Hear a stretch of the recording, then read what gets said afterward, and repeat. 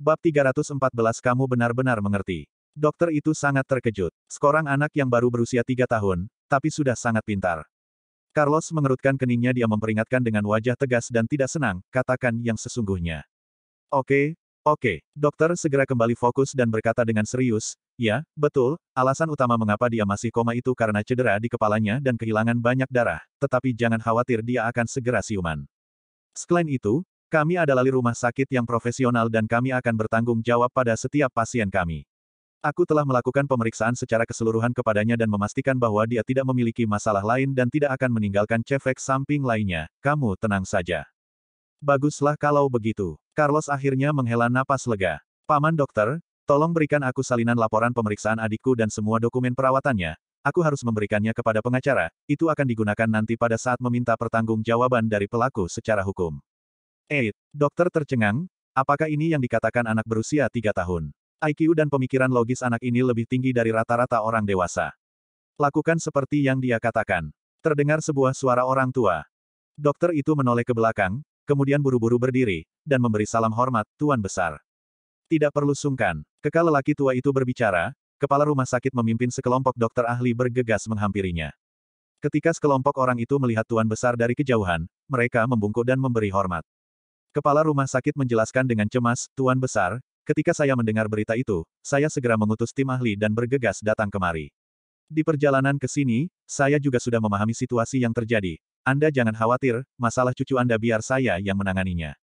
Uhuk-uhuk. Sanjaya batuk 2 kali, dan menyela kata-kata kepala rumah sakit, kemudian memperkenalkan. Anak ini bukan cucu dari Tuan Besar. Tuan Besar hanya memiliki 1 cucu, yaitu Presdir Daniel. Raut wajah kepala rumah sakit berubah, dia buru-buru mengganti kata-katanya, maaf saya salah. Meskipun bukan cucuku, tapi dia sudah seperti keluargaku. Tuan Besar memerintahkan. Kepala rumah sakit, Anthony, tolong berikan perawatan medis yang terbaik, dan berikan perawatan yang paling tepat.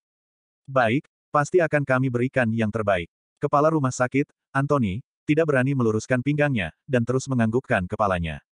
Para dokter dan perawat lainnya juga mengikutinya membungkuk dan mengangguk. Dan juga, Tuan Besar menunjuk ke arah Carlos dan berkata, semua informasi dan dokumen yang dikatakan anak ini, tolong kalian berikan padanya. Baik, saya mengerti. Kepala rumah sakit Anthony menatap Carlos dengan tatapan kagum. Anak ini juga punya adik perempuan. Tuan Besar melanjutkan instruksinya. Karena dia ketakutan dan menangis dalam waktu yang lama, amandelnya jadi meradang. Sekarang dia diinfus di lantai bawah. Tolong berikan penanganan dan perawatan yang terbaik. Baik, akan segera kami atur. Di kamar pasien, kepala rumah sakit, Anthony, memeriksa situasi dan mengatur ulang semuanya sendiri.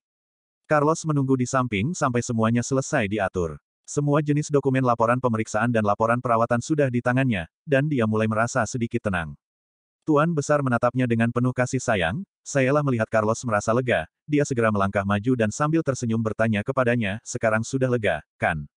Terima kasih. Pada saat ini, Carlos tidak lagi memusuhi Tuan Besar, Mami bilang, ketika seseorang tahu kesalahannya, lalu mau berubah dan memperbaikinya, itu merupakan hal yang baik. Meskipun Anda telah melakukan kesalahan, tapi Anda sudah menebusnya, jadi aku memutuskan untuk memaafkan Anda. Hahaha, terima kasih. Tuan Besar tersenyum dan mengangguk. Dia sangat menyukai anak ini. Setiap kata dan setiap ekspresi anak kecil ini mengingatkannya pada Daniel saat masih kecil. Tidak hanya penampilan mereka yang mirip, tapi ekspresi mereka juga mirip, bahkan logika berpikir dan nada bicara mereka juga sangat mirip. Tapi, sopir Anda belum kelihatan sampai sekarang, tidak tahu apa dia dapat menyadari kesalahannya. Carlos kembali ke topik pembicaraan dan berkata dengan serius, aku pikir Anda harus mempertimbangkannya dengan baik, apakah dia masih bisa menjadi sopir Anda.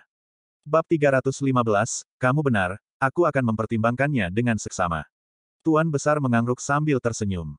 Ada lagi, bisakah Anda membantuku untuk memindahkan adik perempuanku ke sini?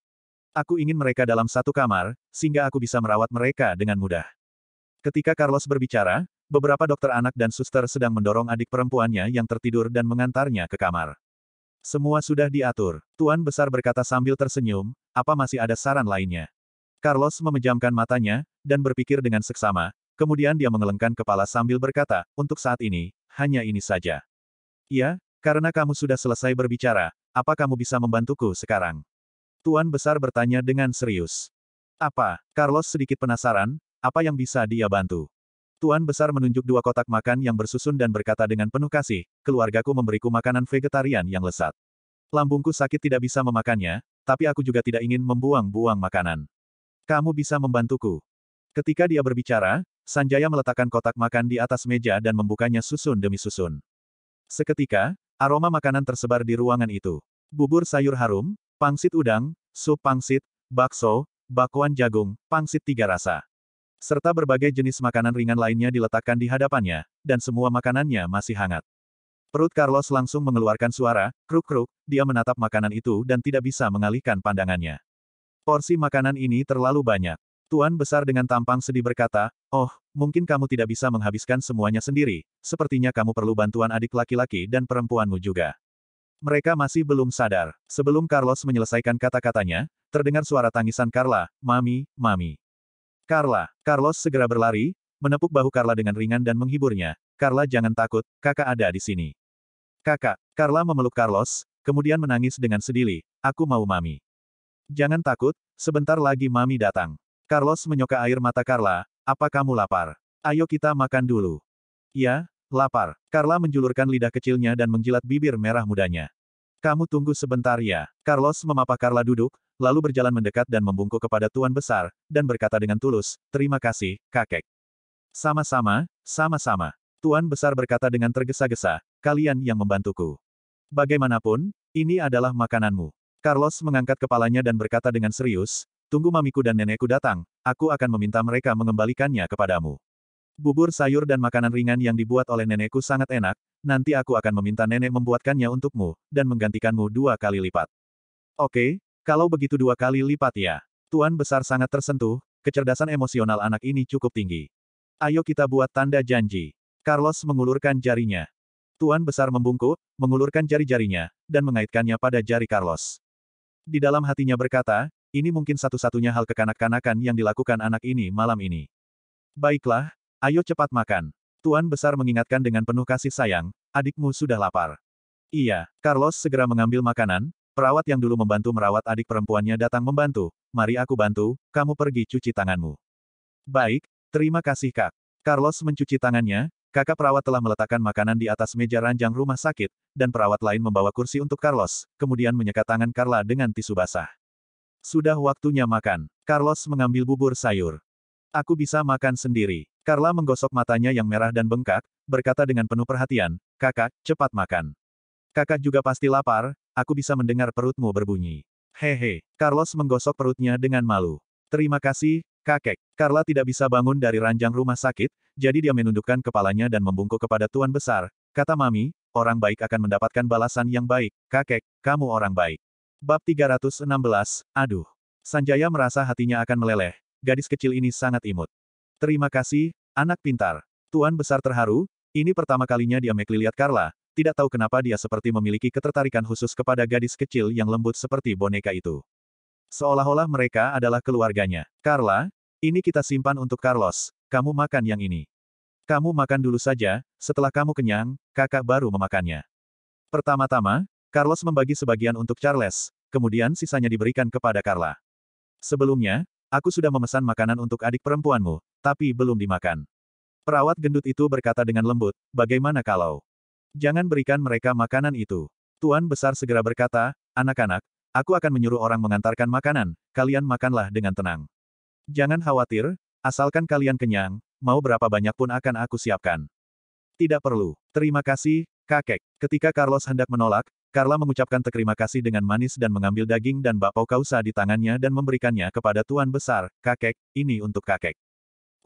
Sanjaya hendak menolak. "Haha, baik." Tuan Besar menghampirinya, mengambil bakpao lausa, dan memakannya. Enak sekali. Sebelumnya, ia belum pernah merasakan bakpao tausa yang begitu enak seperti ini. Walaupun tangan Carla penuh noda minyak, tapi Tuan Besar sedikit pun tidak menolaknya, dia memakannya dengan sangat nikmat. Terakhir kali dia makan dengan sangat enak adalah 22 tahun yang lalu, ketika Daniel berusia 6 tahun. Malam ini, Tuan Besar terus mengingat kembali kenangan-kenangannya, hatinya tersentuh oleh ketiga anak ini, membuatnya bertekad untuk mendorong Daniel agar segera menikah dan melahirkan anak. Ketika kembali nanti, ia harus menyuruh Daniel menikahi sesegera mungkin, dan memberikan beberapa cicit untuknya.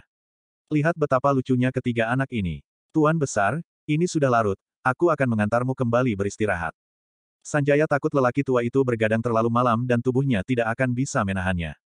Aku akan pergi setelah mereka tidur. Tuan Besar bertanya kembali, apakah selimutnya cukup untuk ketiga ranjang ini? Di malam hari apa akan kedinginan? Tuan Besar sekelimuinya sudah cukup. Jika Anda masih khawatir saya akan mengambilkan selimut lagi untuk mereka. Kepala perawat berkata, Kepala Rumah Sakit Anthony, sudah memerintahkan kami untuk merawat ketiga anak ini dengan baik. Iya, di malam hari harus ada perawat yang bergantian jaga 24 jam, jaga mereka dengan baik. Tuan Besar menyela, tenang saja, kami sudah mengalur semuanya. Oh ya, Tuan Besar tiba-tiba teringat sesuatu, dan bertanya pada Carlos dengan serius, apa kalian ingin minum susu di malam hari? Aku akan menyuruh mereka menyiapkannya. Carla minum susu. Carlos berseru dan setelah berbicara dia mengangkat dadanya dan menambahkan, aku sudah besar, aku tidak minum susu. Hahaha, minum susu tidak akan mencegahmu menjadi laki-laki dewasa. Tuan Besar tidak bisa menahan tawanya. Hehehe, Sanjaya dan para perawat menutup mulut mereka dan ikut tertawa. Carlos tersipu malu dan buru-buru menjelaskan, aku minum susu di pagi hari, tapi aku tidak perlu pakai botol. Aku mau pakai botol susu. Carla cemberut dan berkata dengan suara manjanya, aku bukan laki-laki. PLV, hahaha. Tuan Besar tidak bisa menahan tawanya, dari kamar bangsal itu terdengar suara penuh canda tawa. Suasana yang awalnya menyedihkan dan membosankan, tiba-tiba berubah menjadi santai dan bahagia. Sanjaya merasa lega melihat Tuan Besar tersenyum begitu bahagia. Sudah berapa lama Tuan Besar tidak tersenyum seperti ini? Kurang lebih hampir 20 tahun, masih kecil dia sangat lucu, tetapi kepolosan itu berakhir ketika dia berusia 6 tahun. Sekarang, berkat ketiga anak ini, lelaki tua ini mendapatkan kembali kebahagiaannya. Bab 317 di tengah malam, ketiga anak itu akhirnya tertidur, dan Tuan Besar pergi dengan tenang. Sebelum pergi, dia sekali lagi menginstruksikan Kepala Rumah Sakit Anthony untuk merawat kelius anak itu dengan baik dan tidak boleh mengabaikan mereka. Dia juga mengatakan bahwa meskipun mereka bukan cucunya, tapi hubungan mereka lebih akrab dibandingkan cucunya sendiri. Jika terjadi sesuatu dengan ketiga anak ini, dialah satu-satunya orang yang akan bertanya. Kepala Rumah Sakit, Anthony, berulang kali menanggapi, membungkukkan pinggangnya hingga 90 derajat, dan berulang kali meyakinkan bahwa dia akan secara pribadi merawatnya di rumah sakit, dan menjamin tidak akan terjadi kesalahan. Laki-laki tua itu akhirnya pergi, dan Carla juga sudah tertidur. Carlos bangun dari tempat tidur, menepuk bahu perawat yang tertidur, dan berbisik, kakak, bolehkah aku meminjam ponselmu? Tentu saja Bol. Perawat itu bergegas memberikan ponselnya kepada Carlos. Agar tidak mengganggu orang lain, Carlos membawa ponselnya ke kamar mandi dan menelepon neneknya, tetapi ponsel neneknya tidak aktif. Kemudian, dia menelepon maminya lagi. Kali ini, teleponnya tersambung, tapi tidak ada yang mengangkatnya. Carlos merasa gelisah dan menebak-nebak, apakah mami pergi dinas lagi dan belum pulang. Kemudian, mami melihat nomor yang tidak dikenal dan mengira itu adalah panggilan dari orang iseng, jadi mami tidak menjawabnya. Memikirkan hal ini, Carlos mengirim pesan teks kepada Tracy, Mami, ini aku Carlos, setelah Mami melihat pesan ini, telepon aku ya. Setelah itu, Carlos mengembalikan ponsel itu ke perawat dan dengan sopan berkata, Kak, Mamiku tidak menjawab telepon, dia mungkin esekdang dalam perjalanan bisnis dan sibuk dengan pekerjaannya, kemudian dia mengira nomor tidak dikenal ini nomor orang iseng. Aku mengirimkannya pesan teks, memintanya untuk menelepon ketika melihat pesan dariku. Jika dia menelepon, mohon beritahu aku ya. Oke, kamu tenang saja. Perawat menganggukkan kepalanya, cepat tidur. Terima kasih, kakak. Carlos sangat lelah hari ini, begitu dia berbaring di kasur, dia langsung tertidur. Suster itu juga tertidur di samping tempat tidur. Jalan bahagia nomor. Daniel menelepon Tracy, tetapi tidak ada jawaban. Alisnya berkerut, apa yang sedang dilakukan wanita ini? Apa terjadi sesuatu lagi? Setelah Lily menjawab, dia mengungkit masalah penyakit Bibi Juni. Daniel menjawab, sudah tahu, kemudian dia memarkir mobil di sisi jalan, mencerobos masuk dengan cepat dan naik ke atas untuk mencari Tracy. Pintu gerbang rumahnya terkunci, mengetuk pintu 2 kali, tapi tetap tidak ada pergerakan. Daniel langsung menggunakan kartu untuk membuka kunci gemboknya dan berjalan dengan santai.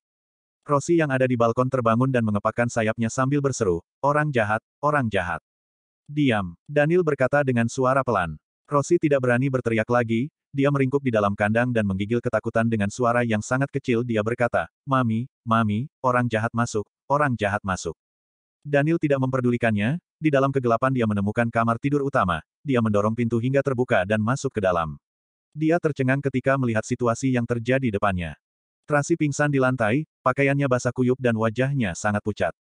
Bodoh. Daniel menggertakkan gigi dan memarahinya, kemudian dia buru-buru melangkah maju untuk menggendong Tracy, dan berjalan pergi dengan cepat. Mami, Rosie terbang keluar dari kandang dan mengikuti Daniel. Daniel menggendong Tracy ke dalam lift, dan Rosie mengikutinya, tetapi tidak berani berteriak lagi. Dia berhenti di tubuh Tracy dan dengan ringan mematuk rambutnya dengan mulutnya, mencoba untuk membangunkannya. Daniel tidak peduli dengan burung konyol ini, jadi dia membiarkannya.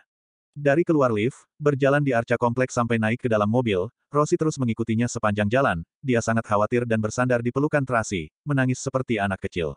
Daniel mengemudi dengan satu tangan dan satu tangan lainnya menelpon Lily, "Tunggu aku di pintu gerbang rumah sakit." Baik, setelah Meg nutup telepon, Daniel menambah kecepatannya, melihat Tracy yang sedang sekarat lemas dan tidak berdaya, dia menjadi sangat gelisah dan cemas. Bab 318 Dia menyesal tanpa sengaja telah melukai Tracy. Pada saat yang sama, dia juga merasa marah. Mengapa wanita bodoh ini harus mempertaruhkan nyawanya untuk melindungi Victor? Demi laki-laki itu, dia bahkan sudah tidak menginginkan nyawanya. Sekarang dia kesakitan sampai pingsan di rumah, jika Daniel tidak datang tepat waktu, dia meninggal pun tidak akan ada yang tahu. Semakin Daniel memikirkan hal ini, semakin dia marah. Mami, takut, takut. Rosie meringkuk di badan Tracy menggigil ketakutan. Diam. Daniel berteriak marah, kalau kamu berteriak lagi, aku akan mencabuti bulumu sampai habis. Huhuhu. Rosie menggunakan sayapnya mengangkat rambut Tracy untuk menutupi dirinya, dia bersembunyi di rambutnya dan menangis sedih. Dengan cepat, mereka sampai di rumah sakit Lily. Lily sudah menunggu di gerbang pintu dengan staf medis, Daniel keluar dari mobil dengan menggendong Tracy. Lily segera memerintahkan seseorang untuk menghampirinya, dan buru-buru memberikan pertolongan pertama. LT. Daniel mengikutinya dan bertanya dengan cemas, ada apa dengannya? Kenapa dia pingsan? Apa ada masalah lainnya? Aku sudah memeriksanya dengan cermat, dan tidak ada masalah lainnya.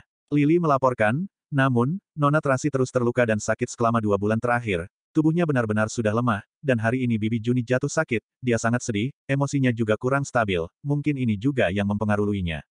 Cepat periksa. Baik, staf medis mendorong Tracy ke kamar pasien, Lily secara pribadi memeriksa dan merawatnya. Daniel menunggu dengan cemas di luar, Rosie berputar-putar di ruangan untuk sementara waktu, dan sayapnya yang terluka tidak punya tenaga untuk terbang lagi, kemudian ia mendarat di pundak Daniel. Daniel menoleh ke samping dan menatap Rosie dengan tatapan dingin. Rosie gemetar ketakutan, dia menutupi wajahnya dengan sayapnya, dan tidak berani menatapnya, tapi dia juga tidak terbang. Mungkin dia juga tahu bahwa meskipun orang jahat ini galak, tapi pada saat kritis, dia masih melindungi maminya. Jadi, bisa dianggap dia adalah setengah bagian dari keluarganya juga. Daniel mengerutkan kening dengan jijik, tetapi tidak mengusir Rosie. Ini adalah hewan peliharaan Tracy. Jika wanita bodoh itu bangun dan tidak melihatnya, dia akan khawatir dan cemas, dan mungkin itu akan mempengaruhi pemulihan kondisinya. Sudahlah, biarkan saja dia. Paling hanya perlu mengganti jasnya. Tapi, Daniel tiba-tiba teringat bahwa ketika mereka pertama kali bertemu, burung itu buang kotoran di pakaiannya. Jadi, kali ini ia memperingatkannya dengan dingin, jika kamu berani membuang kotoran di badanku lagi, kamu akan mati. Takut, takut. Rosie membuka sayapnya dan meliriknya, dikagetkan dengan raut wajahnya yang kejam, dan tiba-tiba Rosie menjadi gelisah. Keluar air kencing dan satu tumpukan kotoran yang masih hangat.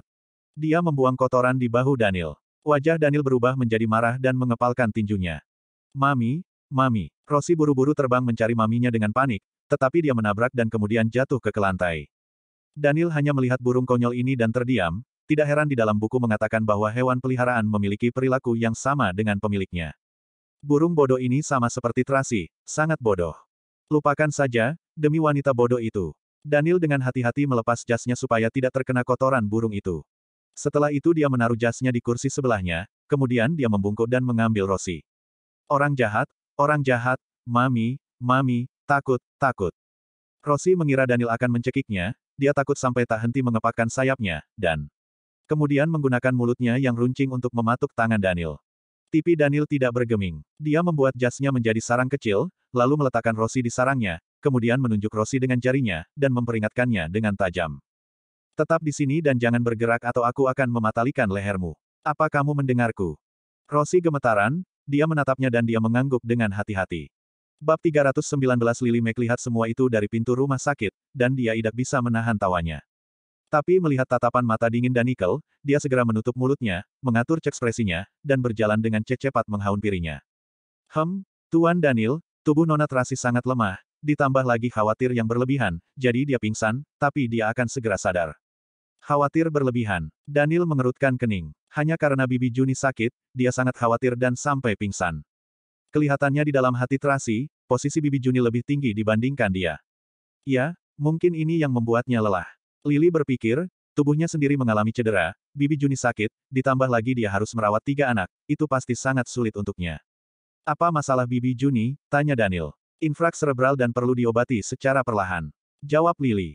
Atur rencana perawatan yang terbaik, dan jika perlu, kirim dokter ahli dari luar negeri untuk datang ke sini. Daniel menginstruksikan. Walau Anda tidak bilang, aku juga akan melakukannya. Lily tertawa, Tuan Danichi, Anda benar-benar mencintainya. Aku hanya berbaik hati. Daniel dengan dingin mengatakan sepatah kalimat, tetapi dia bahkan tidak percaya dia mengatakan kalimat seperti ini. Lily menutup mulutnya dan diam-diam tertawa, tapi dia tidak berani tertawa dengan keras. Perhatikan burung ini. Danikel menunjuk Rosie dan kemudian berjalan ke kamar pasien dengan santai. Pada saat ini, perawat sedang menggantikan pakaian Tracy dengan baju yang bersih dan mengelap tubuhnya. Melihat Daniel datang, mereka segera membungkukkan badan dan memberi hormat. Daniel memberikan isyarat dengan tangannya, yang mengartikan bahwa mereka tidak perlu memberi hormat, kemudian dia duduk di samping dan memandangi Tracy dengan tenang. Belakangan ini, wanita ini benar-benar selalu terluka dan sakit. Apakah tubuhnya benar-benar seklemah itu? Atau mungkin setelah bertemu dengannya, malapetaka datang menimpa dirinya. Pada saat itu, perawat membuka pintu dan keluar dari ruangan. Rosie mengambil kesempatan untuk terbang masuk ke dalam, mendarat di atas bantal, dengan ringan menggigit rambut Tracy dan berbisik, Mami, Mami. Jangan membangunkannya. Daniel berteriak dengan suara pelan. Rosie meliriknya dengan takut-takut dan tidak berani mengeluarkan suara lagi, dia hanya duduk di samping Tracy, dengan lembut membelai rambutnya dengan sayapnya. Melihat adegan ini, Daniel tersentul, burung bodoh ini benar-benar bisa melindungi tuannya. Dia ingat, terakhir kali Tracy diserang, burung bodoh inilah yang bergegas menyelamatkannya, tetapi pada akhirnya, sayapnya terluka, dan dia masih belum pulih sampai sekarang. Memikirkan hal ini, Daniel menginstruksikan perawat, pergi cari makanan burung beo. Baik, sial medis dengan cepat membawakan makanan burung beo.